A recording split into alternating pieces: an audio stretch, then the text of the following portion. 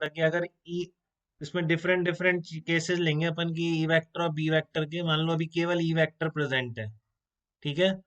तो केवल E vector present है तो चार्ज पार्टिकल कौन कौन से रास्तों पे मूव कर सकता है? केवल दो रास्ते पॉसिबल है, स्ट्रेट लाइन और पैराबोला। तो केवल यूनिफॉर्म ई वेक्टर नहीं, कोई भी अगर एक्सलरेशन वेक्टर हमेशा कांस्टेंट है, ठीक है ना।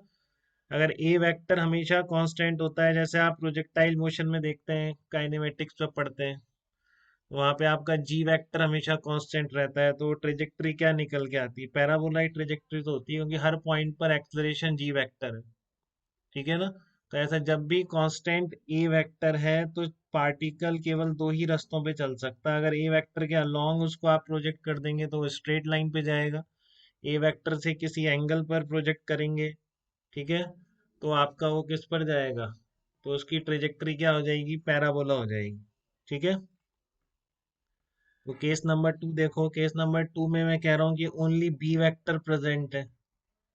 तो आप ऑलरेडी सारी ट्रेजेक्ट्री जानते हैं कि केवल बी वेक्टर प्रेजेंट है। तो पार्टिकल की तीन ट्रेजेक्ट्री हैं, सबको याद भी हो गया होगा। या तो पार्टिकल स्ट्रेट लाइन पर चलेगा, ठीक है, और ये आपका पार्टिकल किस पे चलेगा? सर्कल पे चलेगा, ठीक है ना। या होगी आपकी helical path with uniform pitch, helical path with uniform pitch,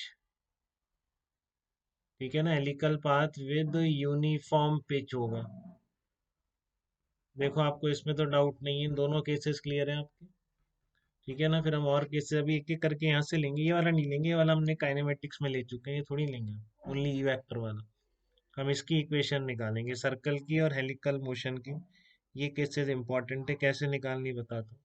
और ये दो केसेस ये भी डिस्कस करने हैं हमको। एक तो हो गया only E vector, only B vector, और अब दोनों साथ में प्रेजेंट हो तो उसमें बहुत सारी पॉसिबिलिटीज है, बट दो स्पेसिफिक केस हम जरूर डिस्कस करना चाहेंगे यहाँ पे, ठीक है ना। E vector when is parallel to B vector, ठीक है ना।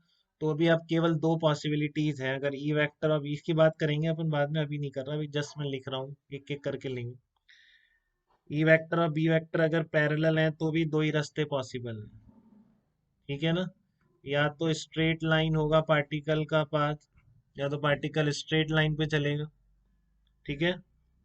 या फिर दूसरी पॉसिबिलिटी है helical path with non uniform pitch, helical path with, अब इसमें डिफरेंस है, ये भी हेलिकल पाथ है बट ऐसा नहीं है जैसा इसमें था। इसमें पिच यूनिफॉर्म थी, केवल मैग्नेटिक फील्ड जब प्रेजेंट था, ठीक है ना। अब इलेक्ट्रिक फील्ड और मैग्नेटिक फील्ड दोनों हैं, बट दोनों एक दूसरे के पैरेलल हैं, ठीक है। तो इस केस में पार्टिकल स्ट्रेट लाइन पे चलेगा या फिर helical path with non uniform pitch पे चलेगा। Helical path with non uniform pitch होगी इसकी, ठीक है।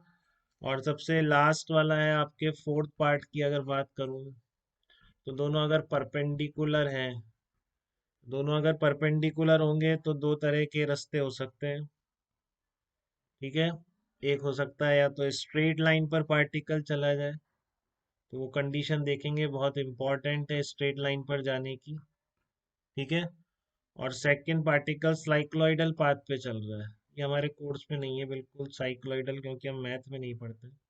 स्टिल कुछ पूछ ले तो मैं आपको इक्वेशन एक स्पेसिफिक केस में निकालना बता दूंगा, क्योंकि वैसा एक प्रॉब्लम एससीवी में दे रखा है एक क्वेश्चन, ठीक है ना। केवल उसकी वजह से मैं पूरी इक्वेशन हमको निकालनी पड़ जाएगी इसमें, क्योंकि एससीवी में जो दे रखा है वो जेई में पूछा जा सकता है, ठीक है ना। E vector is perpendicular to B vector, तो ये आपकी स्ट्रेट लाइन आ गई। या फिर होगा साइक्लॉइडल पाथ। अब कब कौन सा होगा वो सब देखते हैं हम एक एक करके, ठीक है। तो सबसे पहले मैं क्या ले रहा हूँ? सर्कुलर पाथ ही ले रहा हूँ आपका। कि आप सर्कुलर पाथ में कैसे निकालेंगे? Position velocity, position as a function of time निकाल रहे हैं तो वही ट्रेजेक्ट्री है, ठीक है ना। 2D में है तो आप एलिमिनेट भी कर पाएंगे पी को, और बिल्कुल इक्वेशन ला सकते हैं पाथ की। 3D में है तो आप क्या करेंगे? एक्स वाई जेड तीनों as a function of time अगर निकाल लेते हैं आप, तो वो भी आपकी क्या कहलाएगी?